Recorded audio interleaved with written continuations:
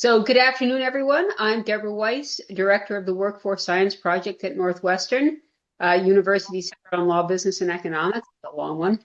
Thank you so much today for joining us at Navigating People's Careers. We're really excited to welcome Ryan Dullaghan and Richard Rosenow.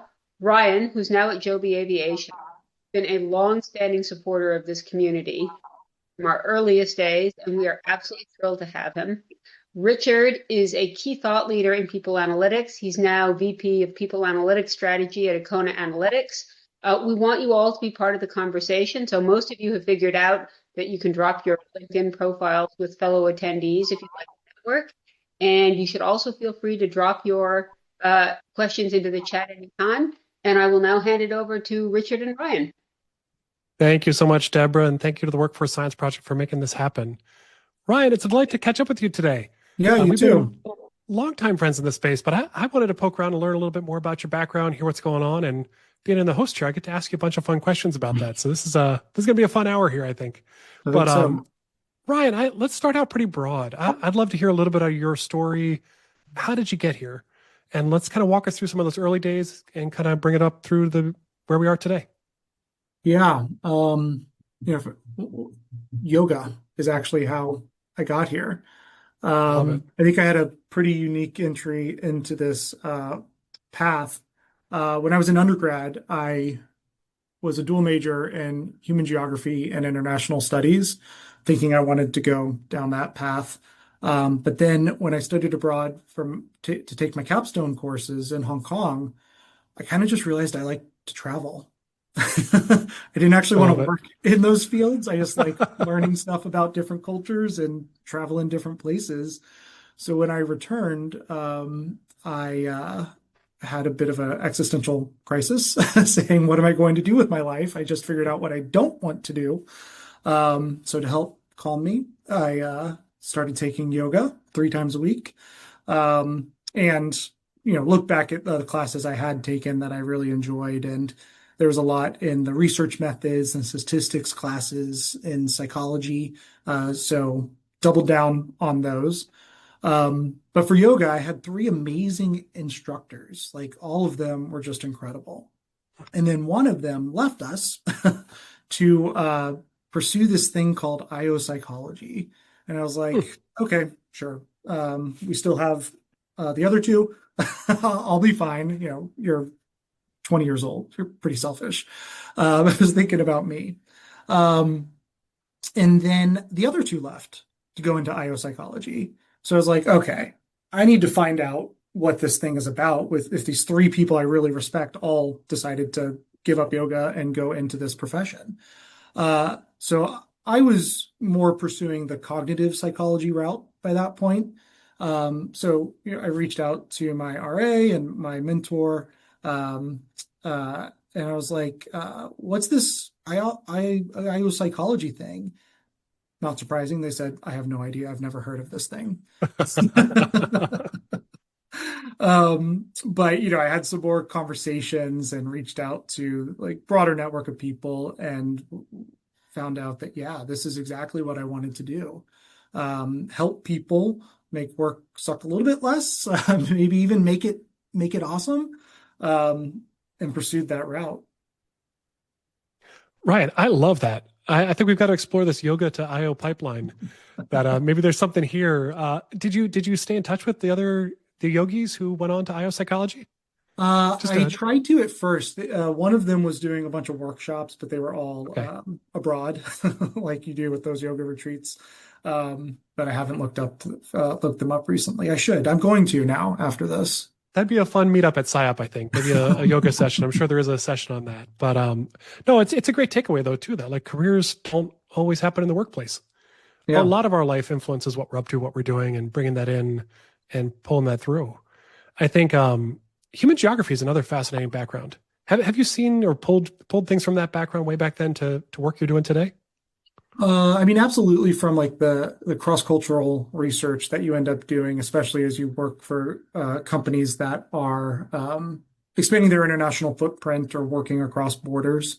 A lot of human geography is going into the why there are differences between different cultures, different nations, the formation of the national identity, and things like that. So really helpful when I worked at JetBlue, operating in, I don't know, 28, 32 countries, something like that. And then at Joby, where we seem to increase our international footprint every other week these days. Yeah, that's fantastic. There's a geography quote that I think about a lot for people in analytics, and it was, I'm going to paraphrase it, ruined a little bit, but it was something like things that are closer to each other are related. It's kind of Mm, like one of those like simple statements, but kind of just thinking about kind of how things come together, how things pulled together, and just how we can think about that too. But yeah. no, let's talk a little bit about JetBlue and Joby. So could you walk us through a little of your journey at JetBlue and maybe how did that bring you over to Joby? Yeah. So I was at JetBlue for just under 10 years. I left just before that 10-year anniversary, so I didn't get that pen that they offer, but it was amazing time there, and that really helped me kickstart and my career. I had the opportunity of being brought in by an executive who just had gotten wind of this idea of IO psychology and was like, "That's a really good idea. A lot of companies should have this." So she brought in four or five of us to kind of just do what we thought needed to be done and bring some good practices to the organization. Over the years, we built out the engagement program or matured the engagement program. We built out people metrics and HR metrics, started doing ad hoc research to answer whatever business questions would come up. After 4 years, we kind of split off the centrally integrated people analytics function to be more specialized. So I led the people assessment and analytics team, which got me really deep in the weeds on recruiting metrics and all kinds of cool research you can do in the recruiting space. Then we reintegrated a few years later to a central people analytics team again, where I had the honor of leading a team of some of the most talented people I've ever worked with, and I've reached out to them multiple times to be like, "Hey, how's life going? How are your careers?" And so far, nobody has been like, "I'm ready to leave." So they're still doing really cool stuff there. Stay in touch. Yeah. Stay in touch. That's awesome. And then as Joby came about, could you tell me, Yeah. because it's a relatively, it's not quite an early startup anymore. You're in a kind of a maturing phase. I would love to hear a little of the journey, but you came in pretty early in the phase. Is that I, right? I I did. So when I started, Joby had been around, well, the start date of the company is a little fuzzy, but the start date, the idea was in the 90s, but the company in Hmm. about 2009. Um, I came in right after Joby went public, and they really were focused on scaling. At that point in my career, I was ready for a change after being at JetBlue for so long. And what appealed to me about this opportunity was first the mission. Never in my life did I think my career path was going to enable me to be part of the solution to carbon emissions. Mm. And this is a company that allowed that. So for those who haven't heard of the company, a primary product that we are focused on is bringing an all-electric air taxi service into operation.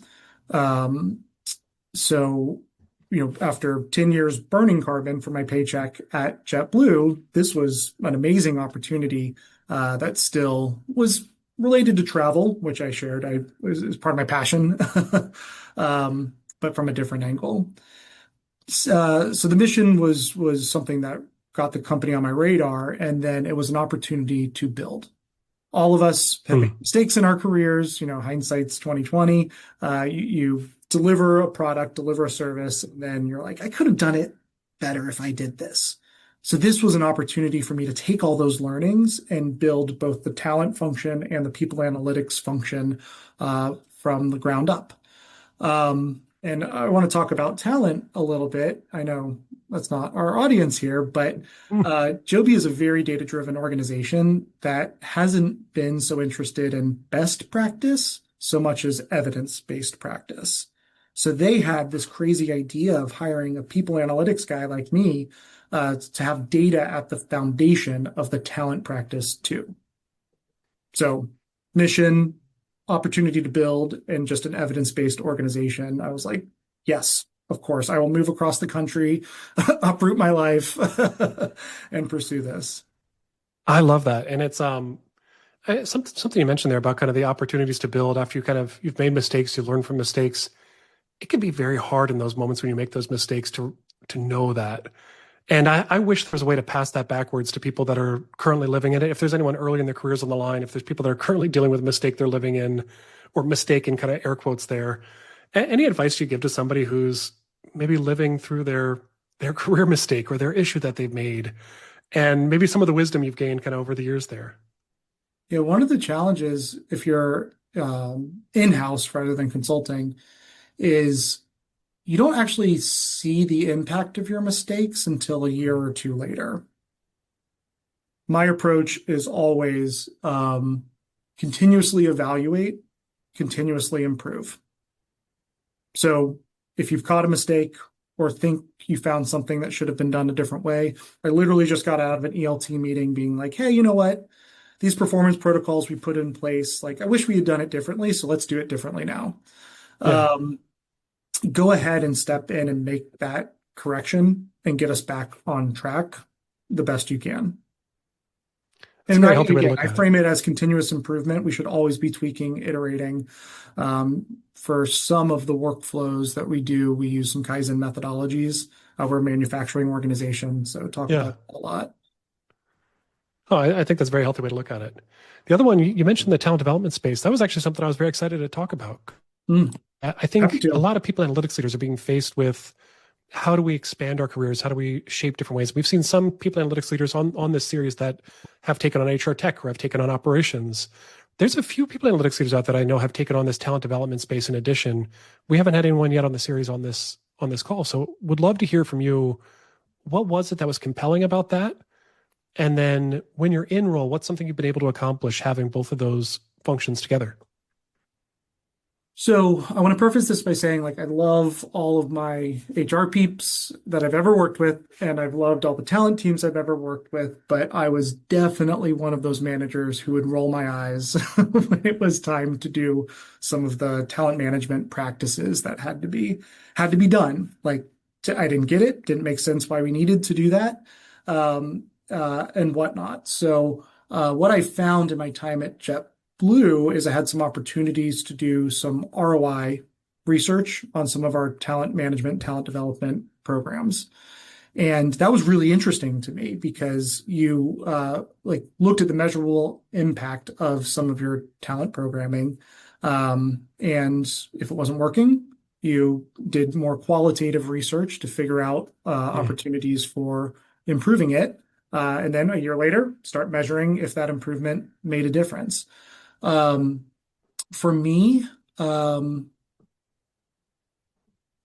the I've always, what really gets me worked up is is fairness and Mm. perceptions of unfairness. So I like in this role being able to have data at my fingertips to detect fairness or potential gaps in fairness. And leading both people analytics and talent development, I immediately have the decision-making authority to make the changes based on the evidence that we've found. That's powerful. And that's having both the capability to understand and then the capability to decide lets you kind of own full stack there. Do you feel some tension with the other functions around being able to support them from people analytics? Or is it a little bit like, hey, I'm going to focus in a little bit because we've just interested in kind of riffing on that a little bit to hear your thoughts on how do you balance the needs of the compensation of recruiting or L&D or other teams? So we balance it by actually having my function own the job architecture. Mm. So a lot of organizations comp will own it. We decided to have a bit more of a church and state approach. So my team owns optimizing the job architecture. So most of what we do in the talent development space in terms of programs and whatnot has the helping people move through the job architecture at its core. identifying skills gaps in the organization and filling it through recruiting, and things like that. So we view ourselves as partners because we have that common framework that we all are working towards. When we have, conflicting priorities, it's not will we do this, but when will we do this? I always shape it as like we have a queue that we work through, and we're constantly, reprioritizing that queue. Hmm. Yeah, but I really appreciate that. Yeah. Oh, yeah. please.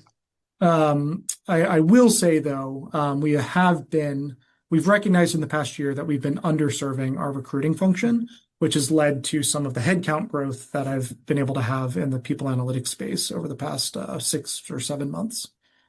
That's a fantastic transition. So one of the things I wanted to chat with you about was, why don't we start with how your function's structured a little bit? Because that's always helpful for people on the line everyone's structured a little bit differently, or maybe they're set up in different ways, different sub-teams, different breakouts. Could you give us a bit of a walkthrough of how your team is structured today? Today is a tougher one. So when you're building, you don't have the luxury of really thinking about structure. Very often it's, hire one person, hire another person, and figure out who does what and do the full scope. So that's really what it is right now. I have a people analytics partner who's more of a practitioner rather than a data producer, to utilize data insights. I have me hands-on. We have a very hands-on culture here. For leadership, we have a term for it, like lead and do. We do both. And then I have a talent partner who does people analytics as a subset of their work. But I have, I don't know, I've lost track. I really should have, I really need to figure this out, but I don't know, 5 heads more directly in the people analytics space so that we can start building out more specialties in the people analytics domain. That's very exciting. I'd love to hear first a little bit about how you're thinking about those roles, and some of the roles that are posted now. Could you just kind of walk us through, like, what is available on the team? What are you looking for? Yeah, let me maybe start with kind of my vision for the please. build out of this team. We are focused on creating 3 core capabilities. One is democratized insights, or whatever buzzword we're calling it these days, with strong data governance at its core, protecting team member privacy and using that data ethically. That goes back to what I said about just me getting really worked up around fairness. And then predictive intelligence. So move beyond describing what's happened into what is likely to happen next. And from the talent side, let's intervene before bad stuff happens, and let's facilitate more good stuff happening. And then AI and automation. I know, the debate is still set, and we're having a little debate here, even like where does some of the AI work sit? But my lens on this is how can we make people processes faster, fairer, more effective, and richer? And I think the people analytics community is very well set and trained to answer this question through their applications of AI. So democratized insights, predictive intelligence, and AI and automation are the foundation of the team we are building out. So, taking the best of what this community has shared over the years on what's working well, what's not working well, I'm following a bit more of an integrated approach where everybody's work will be interdependent, but we'll have specialists working towards these missions. So first, just recently hired a people analytics scientist who's focused more on ad hoc research on emerging topics like ROI stuff, or had a question last year asking, is this investment in our intern program really paying off? The scientist would take on those kinds of projects and partner with recruiting to target the right kind of interns that are going to convert to Joby and hopefully not go to a competitor. And then the next bucket is more like a BI developer. So I have a role posted right now for a BI analyst type person. They'll own the ETL, the BI dashboard tools, consulting with clients, Think of this kind of like a hybrid people analytics developer product management role, Mm. where you're owning that life cycle with both scalable products as well as single use case products that you just might need to look at on an annual basis. Um, and then there's a meeting happening shortly, so hopefully I get a yes on this one, but this AI workflow automation specialist go really focused on those AI use cases we talked about a minute ago. And then I have really found that this people analytics partner role is just so darn effective. And you think about the people analytics skill set. And what I've noticed over my career is you have people who are really good data producers and really good data users. Mm. And I categorize a people analytics partner as a data user. They can really dig in and understand the insights that are produced. They can turn that into a story. They can turn it into a program or an intervention based on the trends. And that is a hard to find skill set I found. Um, but I love having people like that on my team. Yeah, Ryan, you dropped a lot of gold here. I think this is a masterclass in a modern team development. And so I think a couple things to call out. That data user versus data producer is such a healthy way to look at this instead of, I think in the past, kind of like, well, engineering and analytics or uh, data creators and HR. I think it's a much more effective way to bring your HR function along too. But the AI workflow automation, just to spend another minute on that one, we are seeing that pop up more and more often across people analytics teams. I Mhm. think half the time it's strategic and intentional. And the other half the time it's, well, that's where the nerds are, go put it there. And for better, for worse. But I see a lot of connection and a lot of power with bringing those two together to be able to not just do short-term single-use people analytics, but to actually scale it, to make it actually happen across the organization and it happen consistently. And to actually support it is tremendous because I've seen a lot of people analytics teams where they had a team, but some of it got converted into AI stuff. And that's actually at the expense of people analytics at times, instead of at that synergy and bringing Interesting. these two things together that should really be together. So Yeah. I love how you're approaching this. Yeah, and one of the debates on AI is where should it sit? Like beyond what's the work they're doing, it's where do they sit? And I think and there was some articles, I don't know if it was based on a study about 2 weeks ago where they were saying 20 or 30% of organizations have actually found value from their adoption of AI. And I think at the root of that, the issue is adoption and change management.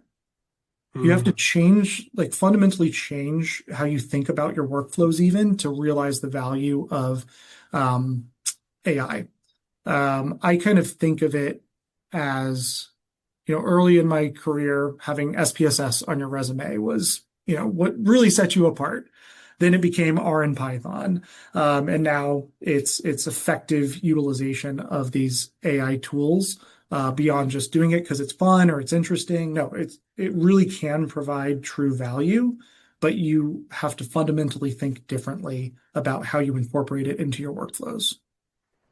Oh, And so I that's think why that's I believe tremendous. it needs to be in the people function rather than engineering, because Yeah. it's adoption, change management beyond the products and development of the skills. But development of skills is training, so still should be within the people space.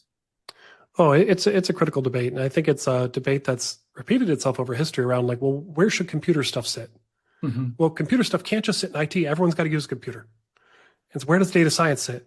Does it just sit in IT or does it sit across the organization with the subject matter experts? I think AI is going through a very similar debate. Yeah. As you're thinking about investment, so think about the org leaders that are on the call, people analytics leaders that are on the call that are saying, "Oh my gosh, I wish I could go after that too." Could you talk a little about how you built the case for the team or how you built the case for these different roles? Were there past wins that opened the door? Were there opportunities that have come about? Anything you could share to kind of help people along the journey? Yeah. I think this is presented about or presented on regularly at conferences. And what I've really found is your special projects and your like immediate service of business critical needs is what proves the value that this skill set can bring to an organization. And when you have a series of consecutive wins, you pitch it as, I want to scale this. I want even more wins, and I don't want the wins to be bottlenecked by my bandwidth and my capacity. Mm. And then I'll give like examples of what we could do and say, we can do this over the next 3 years. We can give me a head count. We can do it over the next year and a half. Give me another head count. We can do it within this year. I think that's a great layout. Even the way you're talking about this shows how much you've thought about it, because there's a difference between immediate service of business critical needs and the phrase quick wins. They feel very different. Both phrases refer to the same thing. But I think when you make those small linguistic changes for the business, when they hear immediate service of business critical need, that is a very different approach. So I think that's coming through with how you're talking about this. Yeah. But as we think about some of those immediate service of business critical needs, could you brag on your team a little bit? I would love to hear a win you guys had, hey, this was a really cool thing we did in our history, whether it's across the analytics side or even on the talent development side. I'd love to hear about a win that comes to mind.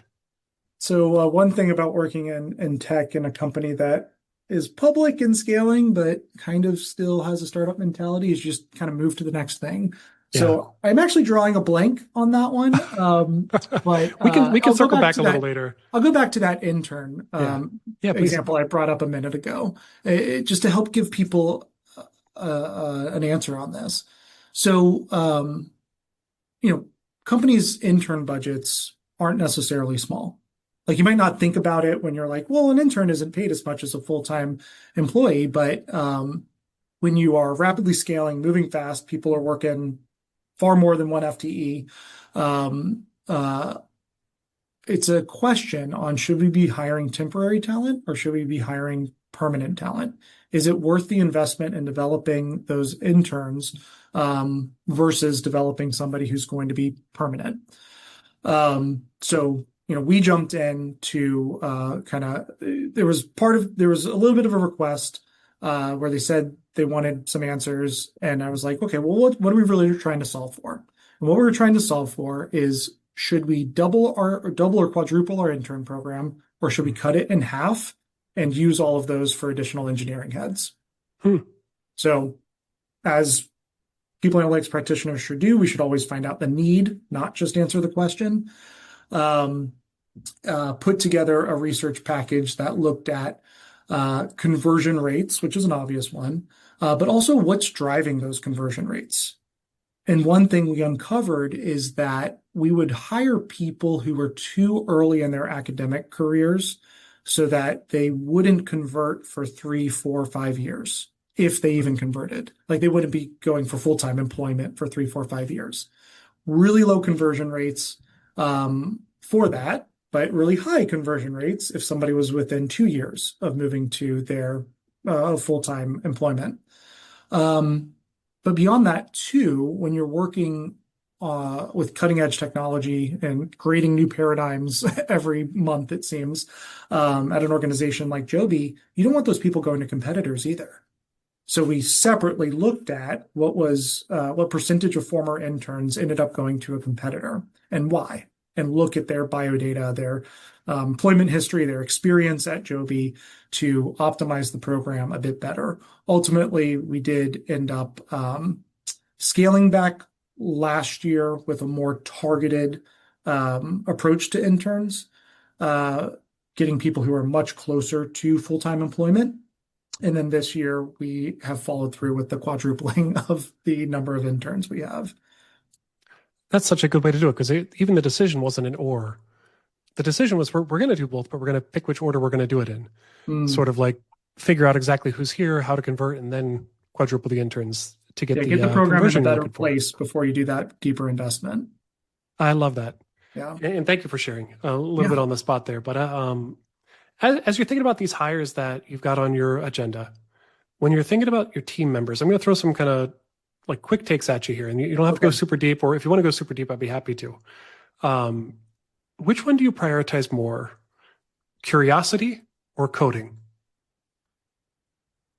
So is it more about the curiosity about the problem, or is it more about the technical acumen as they come into the role? And it might be different based on each role you're looking at too. Why does it have to be or? We can push back. Yeah, tell me more. I don't know that I would hire somebody who was an or. I Yeah. need the curiosity and I need the skills, or at least I need evidence of the aptitude to build the skills, and then I would hire on curiosity. I I don't like that. think that in a high growth organization, you can have people who are one or the other. Yeah. That makes sense for kind of the stage you're at with where you're building, with how you're going. I wonder if that or develops later in the stage of a company. As roles become more niche, as roles become a little smaller, you can kind of compromise a little bit on one or the other. I'd say in people analytics, curiosity is key though, because Yeah. of going back to what I said a minute ago, and maybe I'll say it more eloquently this time. What people ask for isn't often what they need. Hmm. And curiosity helps you get to that root of what they actually need. I think that's huge. I think as you think about Joby in particular, are there some things about working at Joby that applicants should know or would be interested in, or like what's some differentiators there that they should consider?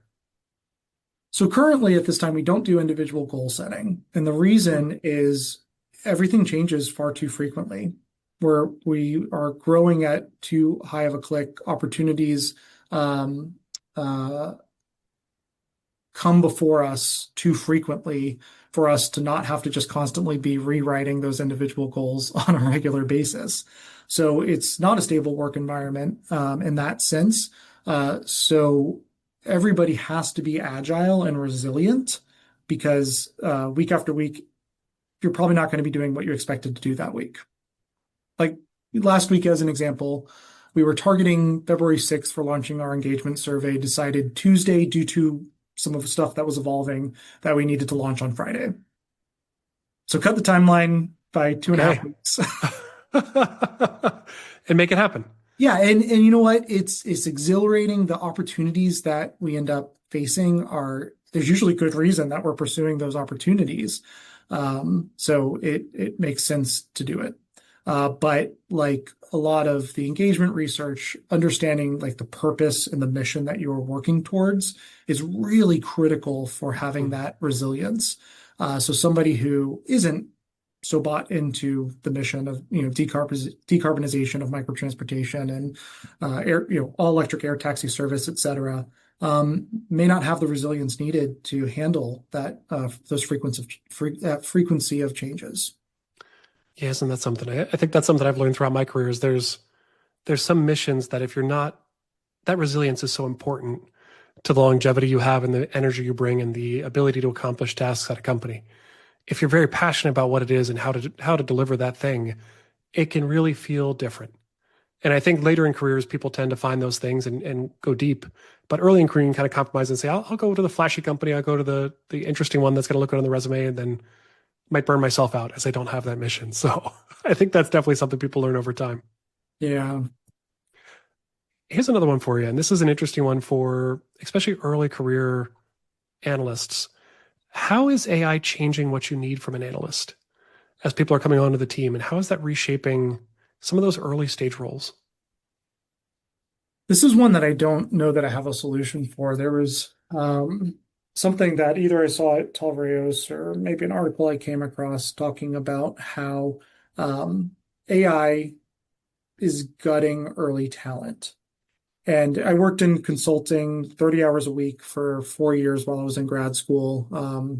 And, uh, I had this recognition as I was, prepping for this, that everything I did over those 4 years is automated by AI today. Hmm. On a Tuesday, I could spend an hour, develop a script, or spend an hour and 30 and summarize global engagement survey feedback. I don't have to read the comments to the same degree that you had to before. So that role's obsolete. But I would say that having those 4 years really built my foundational skill set that enables me to effectively recognize quality output from AI today, helps me refine my prompts and whatnot. So I don't know that I have a good answer. Yeah. um, But you absolutely, like I said before, like effective utilization of AI within your workflows. I don't know many colleagues who would hire somebody who that's not a clear capability that they've developed over the past few years. Yeah. Even if they were constrained in their organization by organizations that are averse to the adoption of AI, um, you got to have evidence that you've pursued it despite those constraints. I think that's fair. And it's one of those things where maybe growing a career in a time before AI got us capabilities and skills and experiences where we are today. But in short of being not being able to do that anymore, there's other superpowers that they're going to develop in this next generation of talent that will surprise those of us that came up in different generations of talent. And I Yeah, think that's part of the cyclical history of this thing. But yeah, the speed that it's rapidly iterating through that this time around is I think the most surprising part, and how quickly it's moving. But it's been exciting and fun to see. So yeah. I think we'll pivot a little bit towards the future. We'd love to hear about some thoughts about where things are going. But I want to throw a note to those in the chat. At around the 45 mark, we'll actually stop the formal recording. We'll go into Q&A. So get some questions ready. Start thinking about things that Ryan's been talking about that you'd like to chat with them, and just have some of those on deck. And I'll be watching the Q&A in the chat for that. But Ryan, could you take a step out of your role and look across the people analytics community as you look ahead? When I started the series, I think we said about 5 years out. We could probably go 1 year out nowadays. Again, with how quickly things are going, how do you think the world's going to look a year from now for the career, the profession? What's changing in people analytics? I think the embeddedness is changing.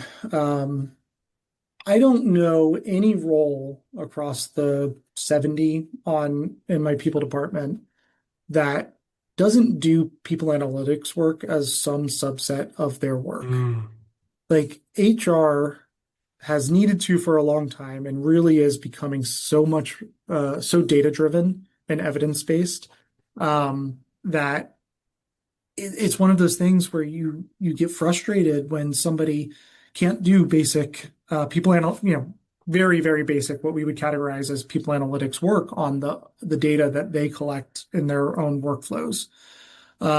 So I say, the next year is going to be even higher expectations that everybody is doing some aspect of people analytics work within HR functions. That could be as simple as somebody like, digging into their recruiting scheduling trends, and things like that. What that then does is frees up people analytics teams' bandwidth to get away from some of those more basic pivots or descriptive stuff because yeah. people are doing it themselves, and gives them that opportunity to step up and tackle those business critical emergent needs. So I think we'll see obviously heavy AI adoption in the domain, and figuring out the boundaries of what AI can facilitate in your workflow, even more than we already have, and then taking that more basic stuff off our plates.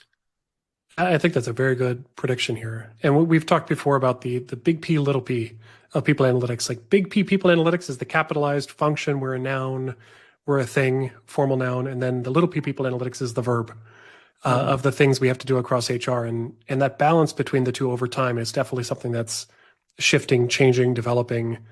And AI is probably accelerating that too. The ability for people to load things to Copilot to make a small analysis happen. Something that would have taken SPSS 15 years ago can now be done pretty quickly. Yeah. So maybe a final question for you in this segment. If you could pass on any advice to somebody who's looking to break into people analytics, so kind of an early stage, maybe someone who's wrapping up a degree in kind of HR data, thoughtfulness around that, that's maybe an IO psychology, former yogi that wants to break into the field today. Any suggestions there? So if it's somebody fresh out of school, my advice would be make sure you got your methods down. Let me start with if you're still in school or if you're not. So if you're still in Yeah. school, figure out a way to develop your qualitative method skills. Mm, So much of people analytics is I think that's translating the huge. data, and qualitative methods enable you to get those insights you need to turn those data points on a page into the story that you can actually tell people and they'll actually remember. I work with a lot of engineers, so yes, they remember the numbers to like 2 decimal points. But most people remember the story that you tell, and those qualitative methods are just so darn critical. If you are looking to get into the people analytics space, use AI in your own life. Like, especially early talent, like you don't have a lot of work experience to draw from, but you can still talk about the skills you've developed applying AI to your budget or to I don't your gym schedule. Anything like that is still something. If you're in the like data engineering space and you want to do some entry into people analytics, um, partner with your HR team. Like step up and volunteer to do a service for them. Mm-hmm. Because to be in people analytics, you need domain expertise. Our data isn't as straightforward as, financial data is, for example. You got to understand the people impact and a bit of human psychology behind the data. So volunteer to partner with your HR team, and that can be a natural bridge into the space. It's fantastic advice. Thank you, Ryan. So we will close out the formal side of this conversation. So thank you to Workforce Science Project. Thank you, Ryan. Thank you, Deb. Thank you, Derek. It's been a tremendous conversation. If you're watching this on YouTube, make sure you join us next time. The last 15 minutes are off the record. So come on by next time and come join us for the Q&A. Thanks, everybody. And thank you, Richard.